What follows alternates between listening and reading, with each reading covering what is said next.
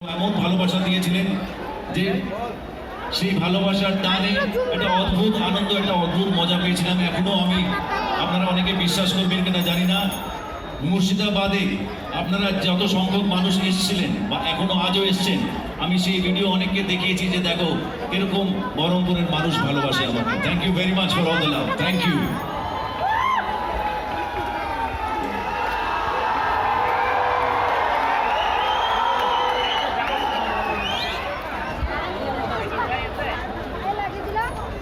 আচ্ছা, এবার নেক্সট কি করা যেতে পারে? আমাদের পরিচালক সৌভিক এখানে আমাদের সাথে আছে, আমাদের মিউজিক করেছে নীলায়ন, আর আজ গতবারে একা এসেছিলাম, এবারে সুন্দরীকে নিয়ে এসছে একটা। কে? আর রুক্মিণীর সাথে আসার জন্য এবারে কি হয়েছে, গতবারে 7 ঘন্টা লেগেছিল, এবারে 5 ঘন্টা পৌঁছে গেল।